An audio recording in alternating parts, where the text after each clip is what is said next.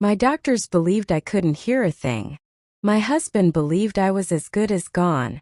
My children were already talking about what they would do with my money. And the daughter I raised as my own was making plans that would have destroyed everything I spent 25 years building.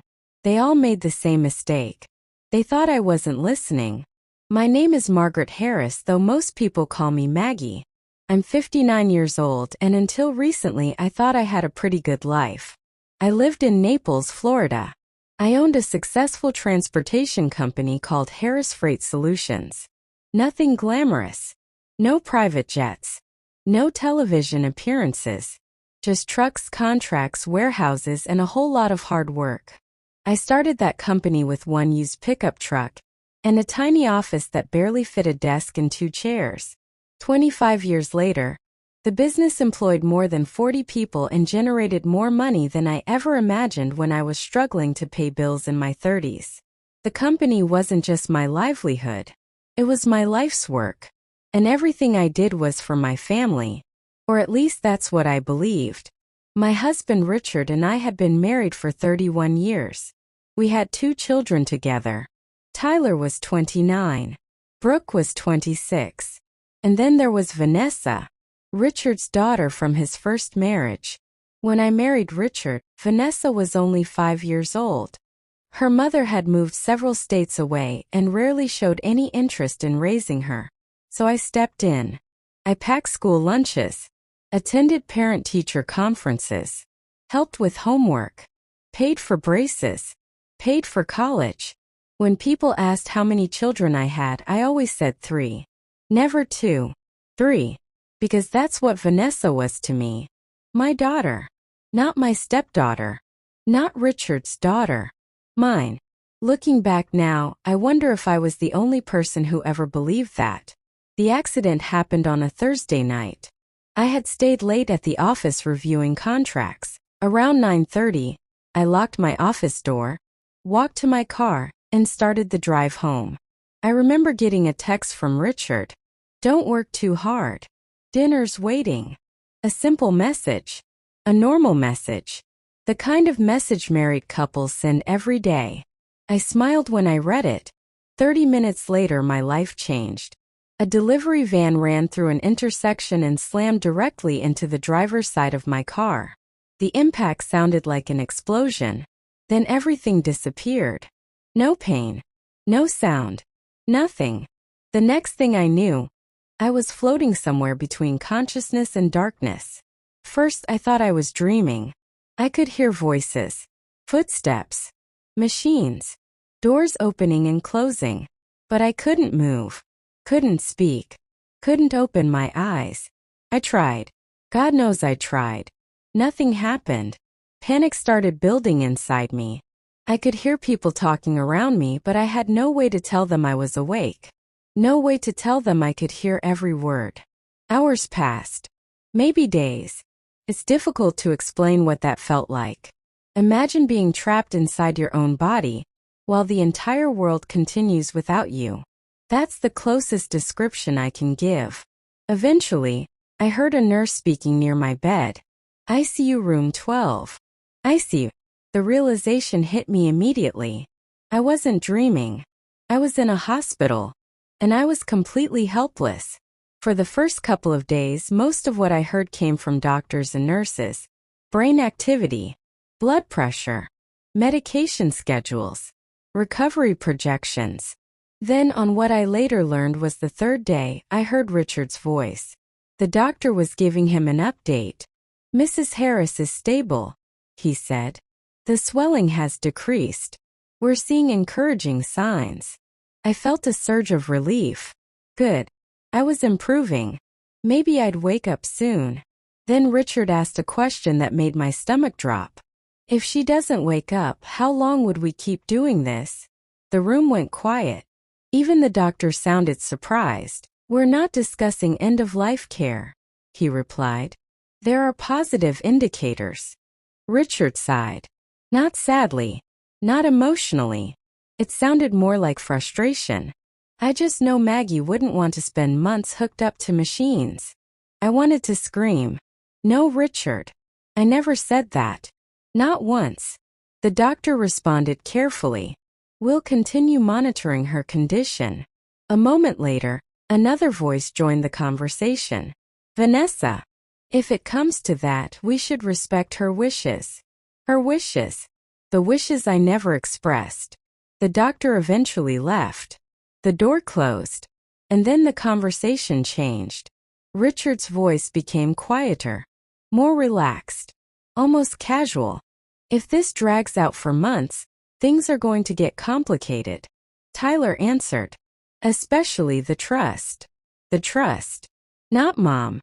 Not her recovery. Not whether she'd survive. The trust.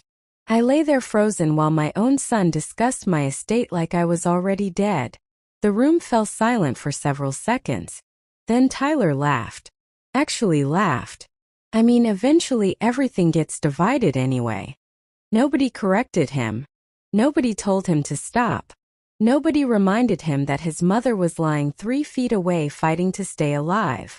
That was the moment something inside me cracked. But it got worse. Much worse. Later that evening, all 4 of them visited together.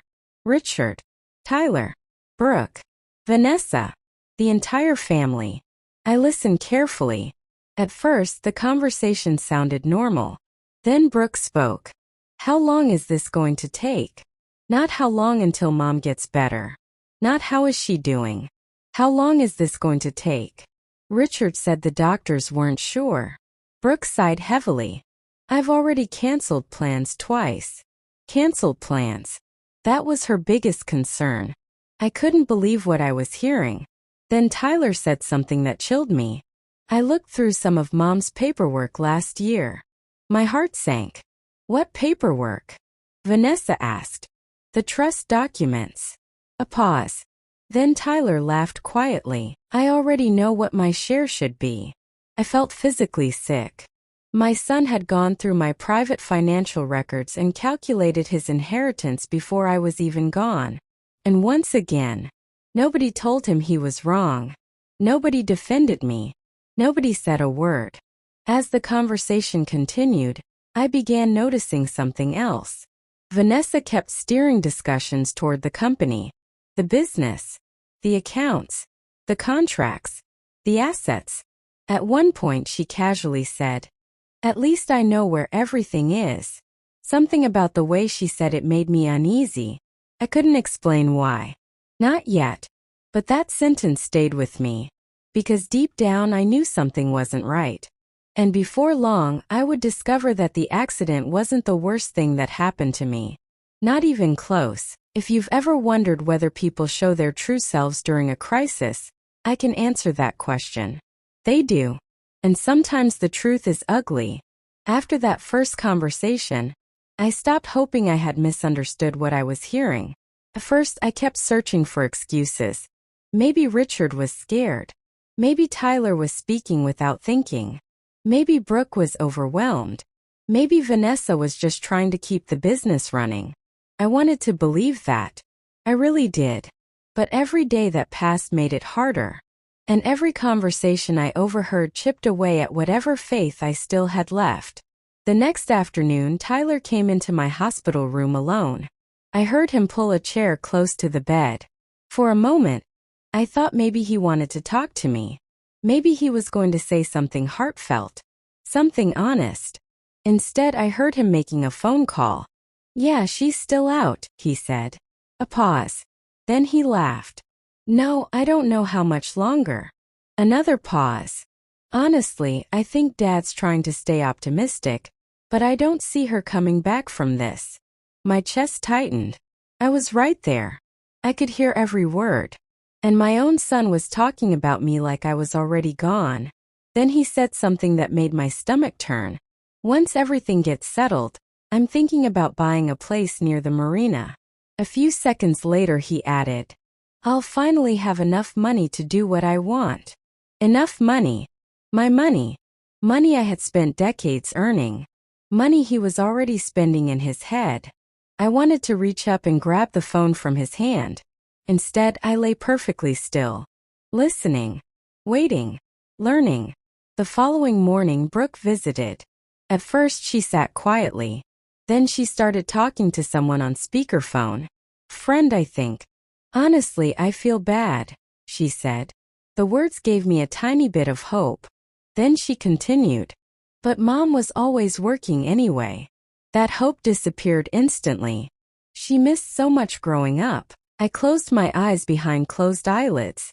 Because she wasn't completely wrong. There had been school events I couldn't attend.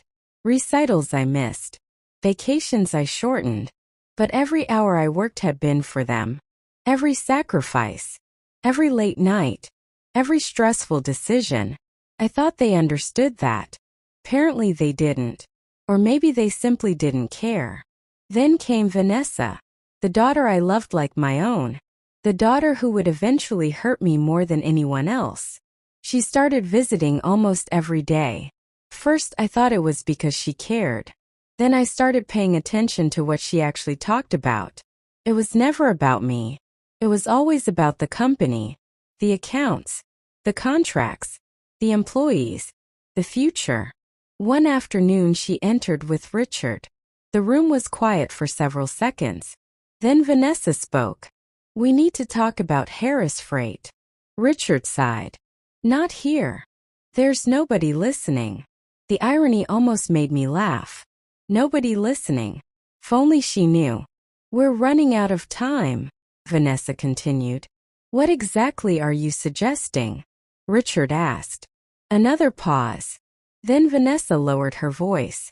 The transition has to happen sooner or later. Transition. That word again. Not recovery. Not healing. Transition. As though I were a position that needed filling instead of a person fighting to survive. Richard sounded nervous. Let's just wait. We've already waited, Vanessa replied. Then she added something that stayed with me. I know where all the accounts are. I know how everything works. There was confidence in her voice. Too much confidence. The kind of confidence that comes from someone who believes they're already in control. At that moment, I didn't know exactly what she meant. But I knew it wasn't good. A few days later, I heard something even stranger. Richard entered the room after visiting hours.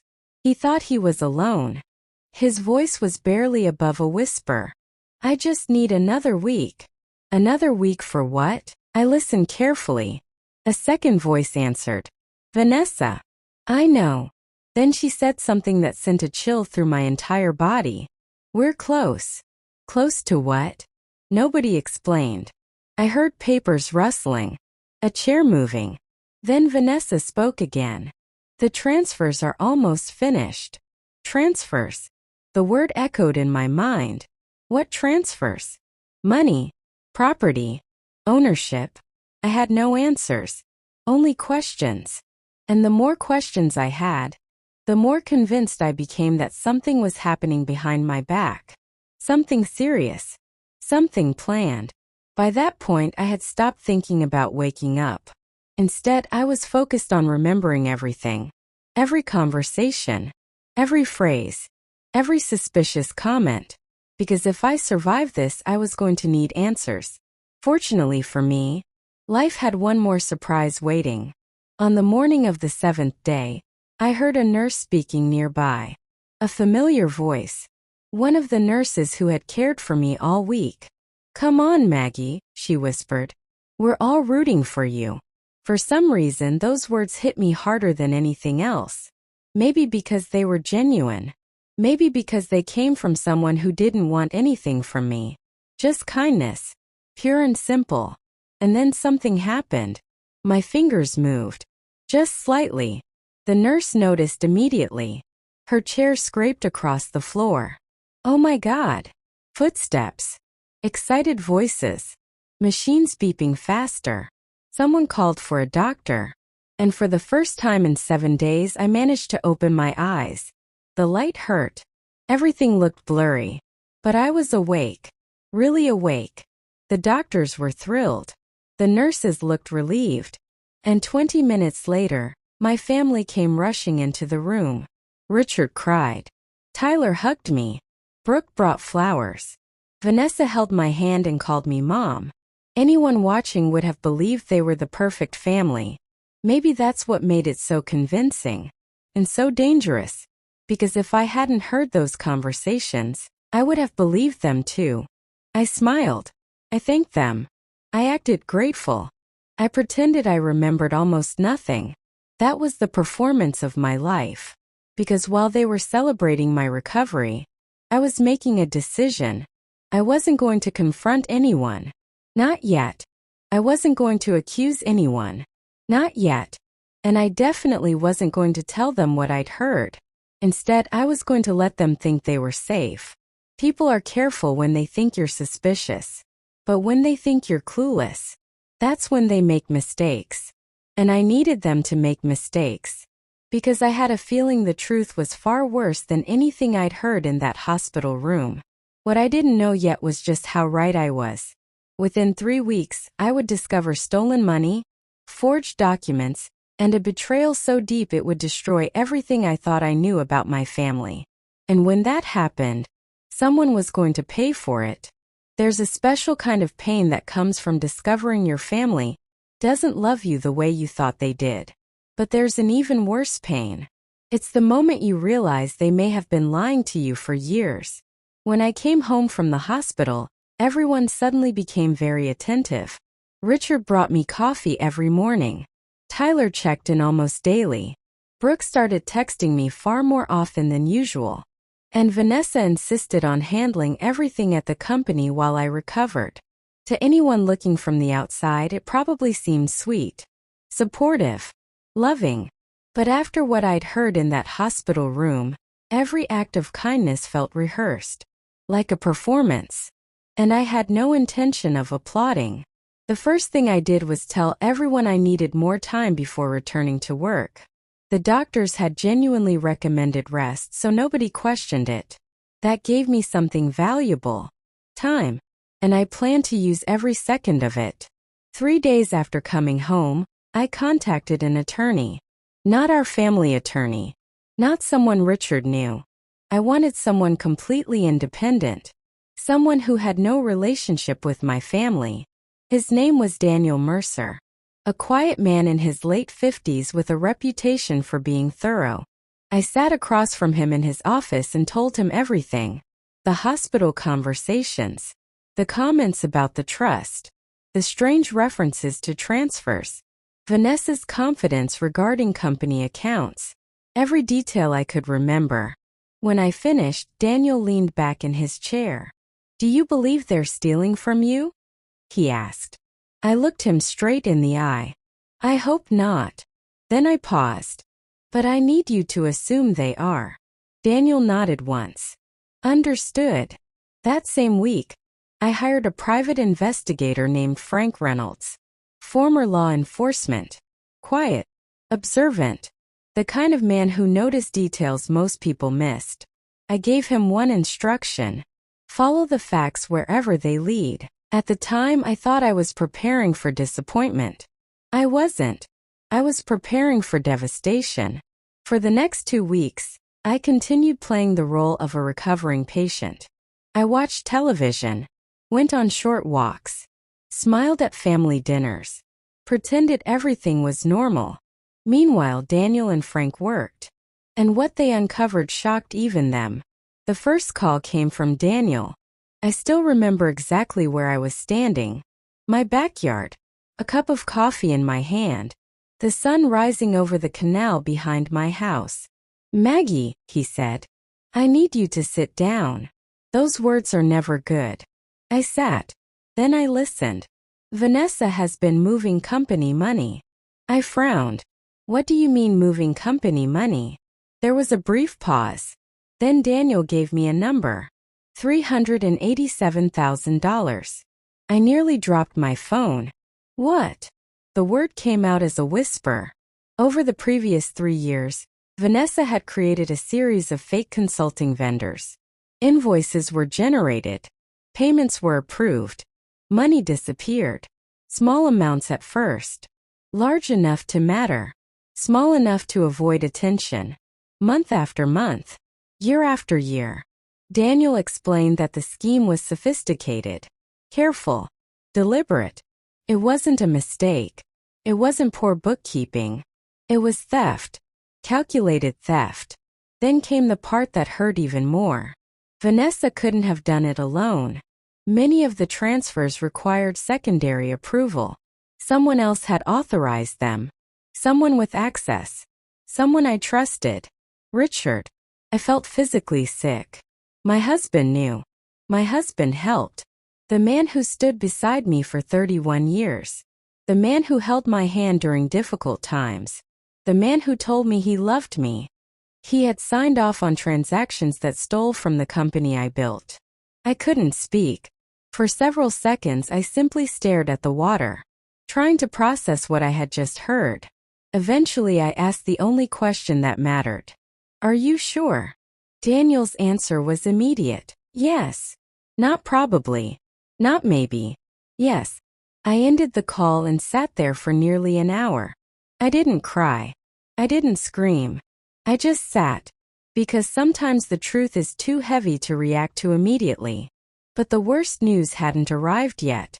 That came 2 days later. Frank called. His voice sounded different. More cautious. More serious. Maggie, are you alone? Immediately my stomach tightened. Yes. I found something. The way he said it told me everything. Something bad. Something very bad. Tell me. Frank took a breath.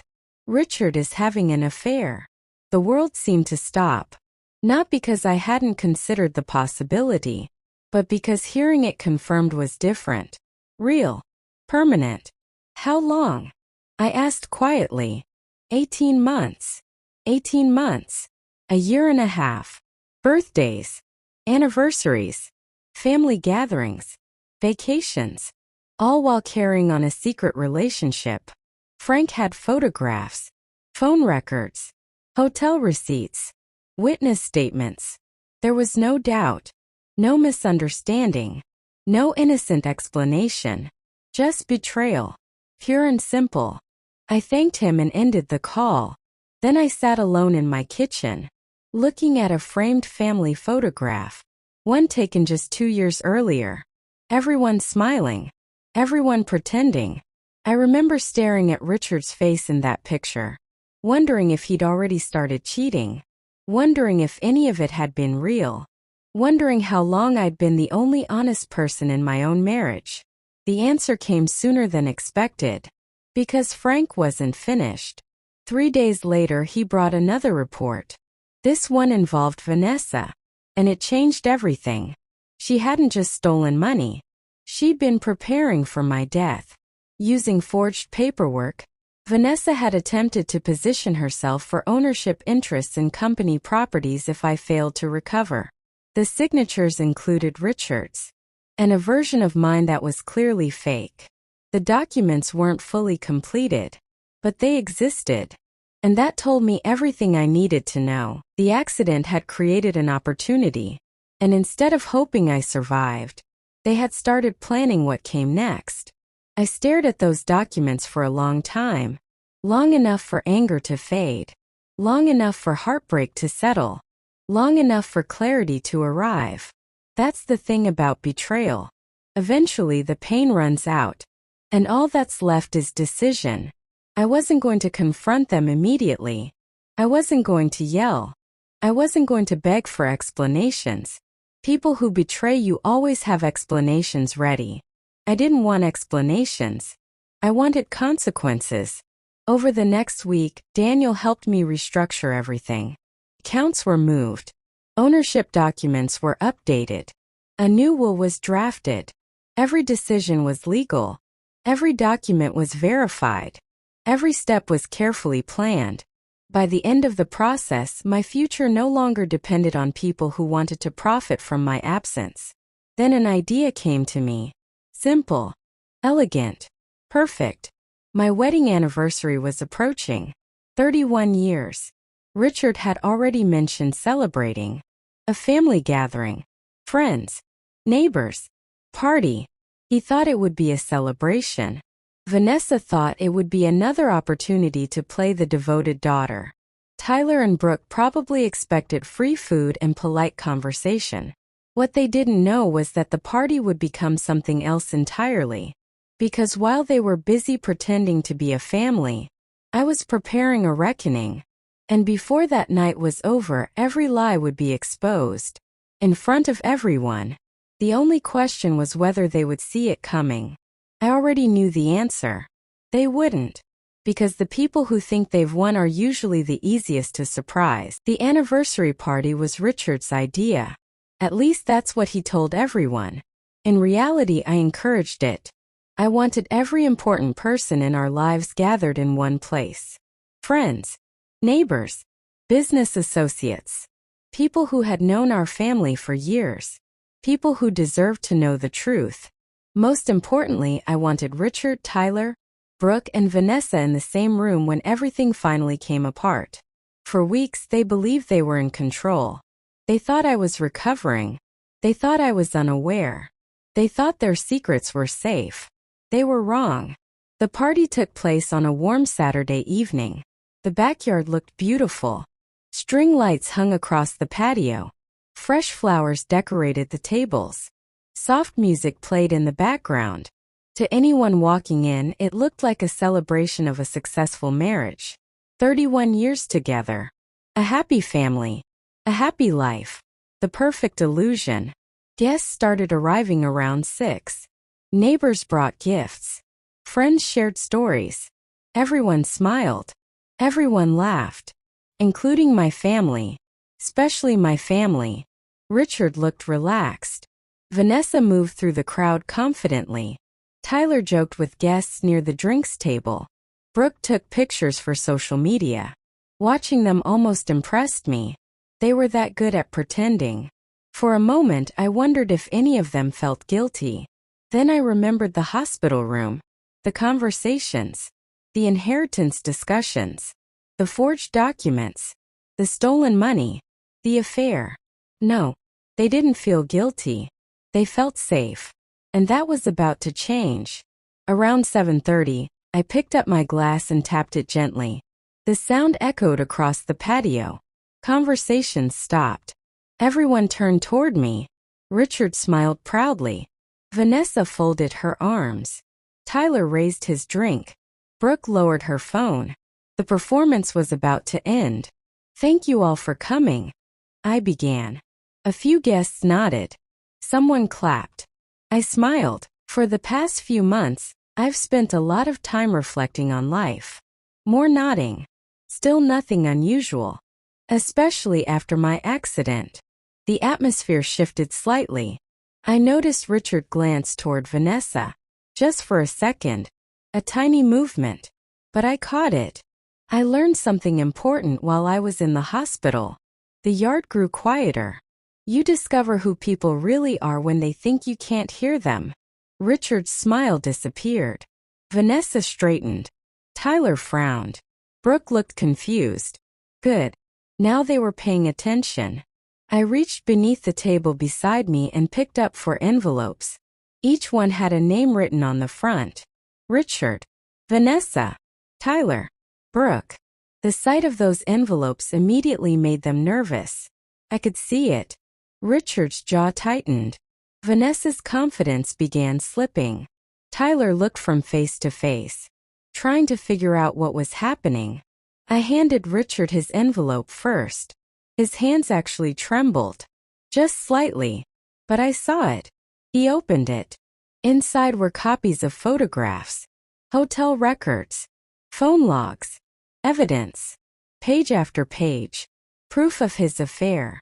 The color drained from his face. He looked at me, then back at the documents, then at the guests standing around us. "Maggie." His voice barely worked. I calmly took a sip of water. 18 months, Richard. Nobody spoke. Nobody moved. The silence felt enormous. "I think that's long enough." A woman near the back gasped. Richard looked like he wanted to explain, defend himself. Lie. I didn't give him the chance. Next came Vanessa. She accepted her envelope with far less confidence than before.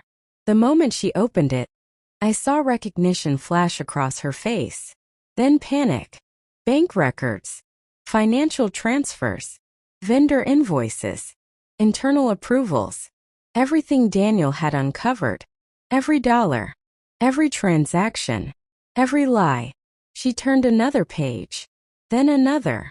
Then another. Each one making things worse. You stole from the company, I said calmly. $387,000.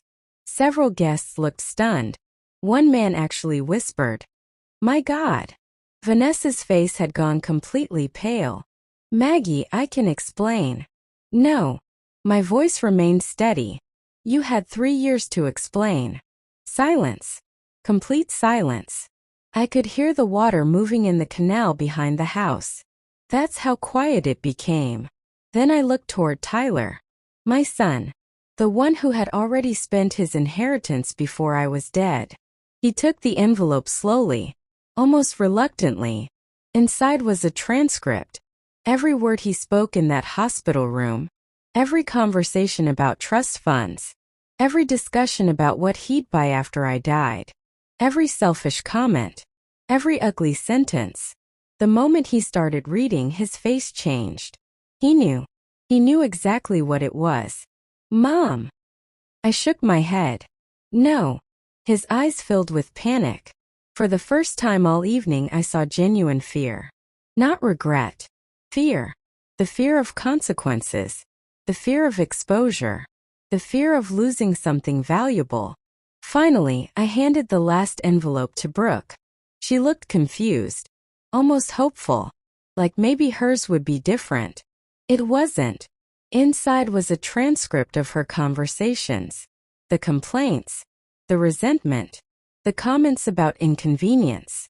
The moments when she treated my possible death like an interruption to her schedule. Tears immediately formed in her eyes. Real tears. Maybe even sincere ones. But by then, something inside me had already changed. I wasn't angry anymore. I wasn't heartbroken anymore. I was finished. And there's a difference. Richard finally stepped forward. "Maggie, please." I looked at him. 31 years. 31 years of marriage. 31 years of memories. Good ones. Bad ones. Everything in between. Then I spoke. "While I was fighting to survive, you were planning a future without me." Nobody interrupted. Nobody defended him. Because there was nothing left to defend. I continued. "While I was unconscious, you discussed my money, my company, my property, and my death." Richard lowered his eyes. Vanessa stared at the ground. Tyler looked sick. Brooke cried quietly.